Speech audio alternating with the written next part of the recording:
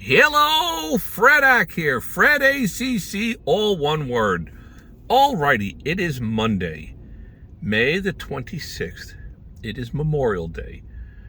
And I want to thank you all for being here today. I hope you're having a wonderful Memorial Day out there wherever you are. Memorial Day is a special day. We have to try to remember those who gave so much for the freedoms that we have. I mean, you or I, anyone can go in front of the White House with a picket sign. Up with this, down with that, whatever it might be, as long as you keep it somewhat within the guidelines of rationality. Freedom of speech. You're allowed to speak your mind. You won't disappear in the middle of the night, which can happen in some other places. Alrighty, so with all that being said, why crypto? Alrighty, I want to thank you all for being here today. I think I'd already said that. Coming to you from the 2002 Toyota Sienna. No place like home, Johnny. So we have XRP at about $2.32, 33 cents. Holding along very well in the $2 and change range. Someone had a comment recently asking whether or not I've started to wane on my belief of XRP. It has not. I firmly believe, it's just my opinion, it's not financial advice, just the idea swirling around in Fred Ack's head. I think of all the cryptos out there, I think XRP is the one that would seem like it's laying down all the foundations to be the monetary movement of the globe. And I've voiced numerous things about this on many of my postings. Why do I post the date and the time and the price? Because I don't want anybody to believe that I past posted anything. But I did recently, maybe 3 weeks ago, purchase another $4,000 worth of XRP at $1.82. I paid up for it. You can look at my postings. Hope you subscribe. Hope you are following the postings. Curiosity. If any of you would like to comment down below, I'm in. I have XRP, whatever you'd like to say. Love to hear that. I hope many of you are on XRP. Hopefully it's back when I posted with generational wealth at 52 cents, 51, 53, right around there. Plenty of opportunity to get in on it. I explained why in our lifetimes right now, for the average Joe, the average Fred Ack, 9 to 5er out there, there's not going to be that many opportunities to completely change your financial well-being. Yeah, you could play the Powerball and the fates of up above step in and you somehow have the winners and you have $180 million. That's fantastic. Great. Otherwise, something like buying a piece of land dirt cheap in the middle of nowhere that turns into a major megalopolis, I don't know, a big city, or they build Walmarts and Targets all around your property. Or you have this opportunity here and now to be involved with crypto. I have posted many of my different beliefs about Bitcoin, Ethereum, all the other thousands of them that are out there. Of everything that's out there, to me, it all points to XRP. People that run the company are sharp people, the Ripple company. Something I learned a long, long time ago in the finance world. You could have two companies that create the same widget. Call it a mousetrap. If the one company has the far superior mousetrap, but it's very poorly run by management, it probably won't pan out so well profit margin wise. It might even end up going out of business.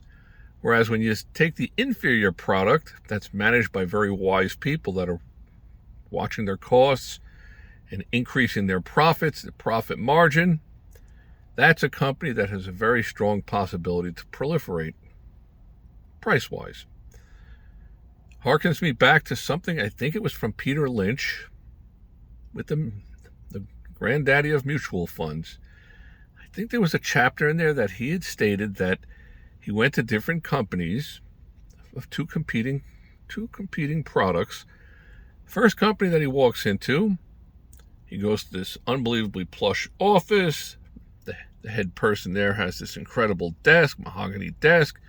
He's got this scratch paper with the gold engravings on it. He's just writing a little something and crumples it up, throws it in the garbage.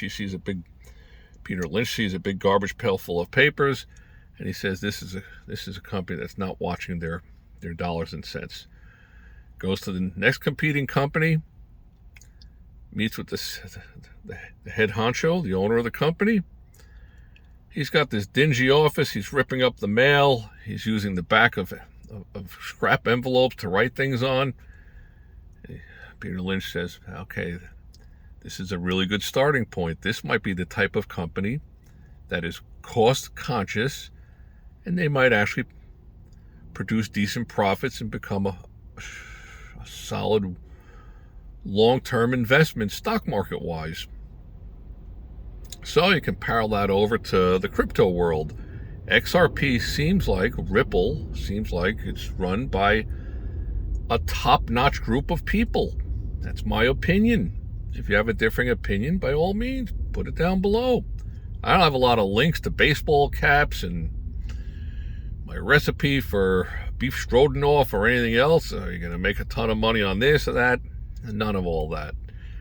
All these other talking heads, they come on here, they tell you what you want to hear. Whatever it is you want to hear, they'll tell you about it. And they've got some kind of thing, some gimmick down below. You can get in on this and get in on that. They're getting a throwback from it, more than likely. But that's not Fred Ack.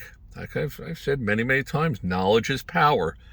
So I try to bring things your way that you're not going to hear from all the other talking heads. And again, these are the only ideas that are swirling around in Fred Ack's head. But I do firmly think that XRP is going to have an explosion in price to the upside pretty soon. What's pretty soon? Pretty soon varies by what different people think. One person might think that's 10 minutes, the other one might think it's 10 years. My version of pretty soon is in the next 90 days, you're going to see some price movement on this. Something's going to shake and bake on XRP that's going to have this thing running. Okay, so let's set the Wayback Machine. Mr. Peabody, Sherman, set the Wayback Machine for 1915. 1915. They go back in time. Easy money. The country was running on all cylinders. The assembly line, different things were happening. The Wright brothers with the airplane. This country was chugging along full speed ahead. Then came the 1920s. The 1920s were the roaring 20s. Money was pretty free rolling. And supposedly, from what I understand of it, and again, knowledge is power. You don't just digest everything that Fred Ack spews out to you. You do your homework on it. Always do your homework, no matter who the talking head is, even Fred Ack. But supposedly, the Federal Reserve, the government, figured out a way to flood more money into the individual's hands. Doesn't that sound familiar in the last 15, 20 years? Yeah, it does. And so the Roaring 20s, as with most things, it ran its cycle with speculation and everything, and then it had an epic downturn, the Great Depression. That's what I personally think is coming down the road. I think there's a Great Depression coming. How will that affect the crypto world?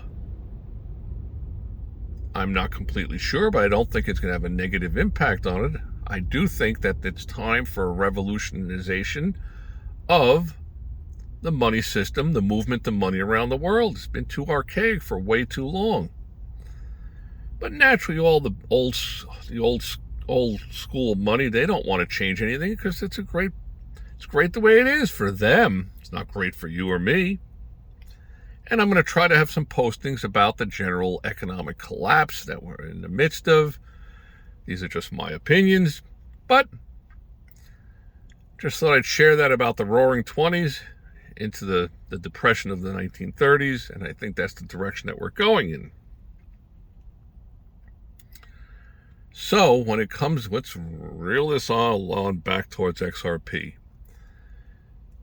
Here's one of the thoughts that I have in my head.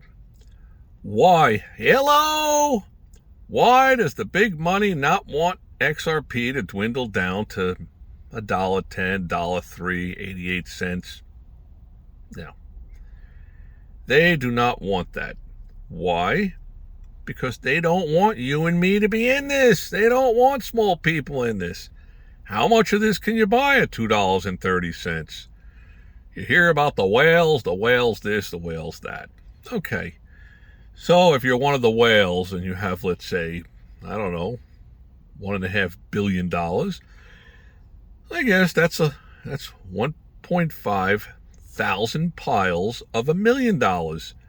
I guess if that being the case, if you have $1.5 billion, you could probably part with, let's say, 4, 5, 7, 10, 12, $15 million and buy a chunk of whatever. It could be XRP, Bitcoins, whatever it might be. Outside of that, for the average, somewhat small-time millionaire, let's say you have a 1.5 million, you're probably not going to buy 300,000 XRPs and put 40, 50% of your wealth into it. Probably not. But that will change if and when XRP becomes the go-to currency and the price surges. Now, on the other side of that coin, I also do believe that for something to become the currency of the world, it's going to have some type of pegging. It's got to stay at a set price. It cannot fluctuate tremendously. Who can do business on something that could fluctuate 4, 5, 7, 8%, 12% in a matter of moments, minutes, hours? Not going to work well that way. But still, coming back to what I think about XRP is that I think the big money is going to want to keep this thing up there above $2 because they don't really want a lot of small people getting involved with this. Because like I say, at 52 cents, 53 cents, the average person could have bought a nice little chunk of it. But you're not buying a nice little chunk. You're not investing a nice little chunk into it at $2.33. It's a lot harder. And I also believe the next surge up is going to be saying goodbye to the little people. Sure, people could step in and buy 200, buy 100, buy 500. And I've said this in many of my postings. It's just my belief that this is one of those rare opportunities that you get as the Fred Acts of the world, the 9-to-5ers, you get the opportunity to align yourself with the big money that's out there. There's too many countless upside potential things for me to even begin to mention. There's probably hundreds of them. Just look at the big picture. The big picture is how much wealth is there in the world? The globe. I don't even know if it's quantifiable. It probably is.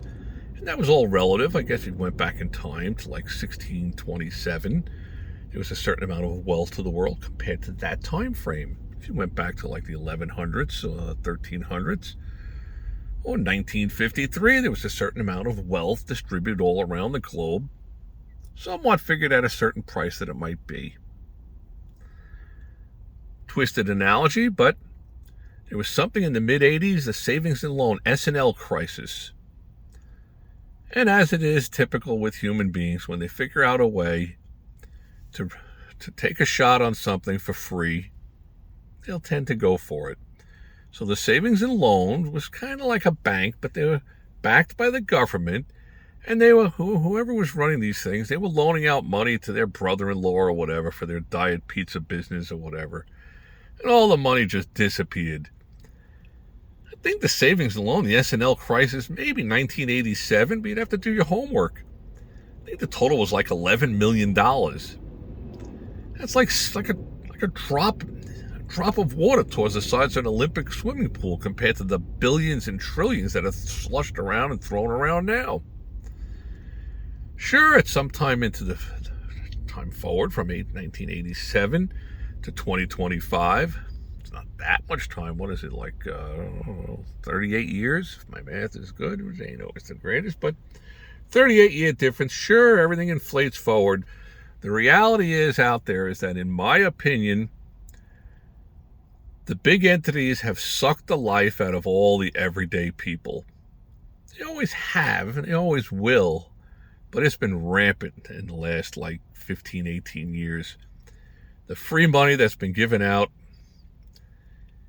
it sets up a very, very serious concern for the reset button.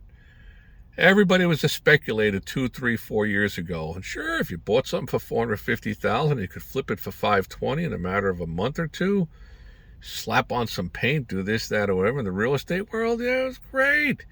But now all the people that were buying in the last 8, 10, 12 months, it's not going so good. But once again, when you have the opportunities that you have for big money to take a shot for free with nothing to lose, and that's a lot of what's gone on throughout history. And big entities, big businesses in the United States, financial institutions, it's like, So if I make a huge wager on the derivatives and I'm completely wrong and we get wiped out, the government will bail us out. But everybody's tired of the bailing out. And the bailing out comes at the expense of Fred acts from the 9-to-5ers. I just don't think there's any more room to gouge anything left out of the Fred acts of the world. But any comments that you might have, leave them down below. If you're in XRP, love to hear from you. If you just take a moment. And I'm not trying to strum up algorithms or anything like that. Kind of I don't even care about all that. I'm just happy for those of you who do follow along. I try to post some decent stuff that might have an impact on your life, some of my life's lessons, some things that I've learned throughout time, and I've got to post some more of those. And I look forward to showing all of those who subscribe the day trading world. You can parallel that over to a lot of different things. With all that being said, I want to thank you all for being here. Have a wonderful Memorial Day. May all your days be winning ones. Keep your eye out there. Subscribe. Hit the likes button. Smash the likes button. The don't likes button. Whatever you got to do, it's all good. Thank you all for being here. May all your days be winning ones.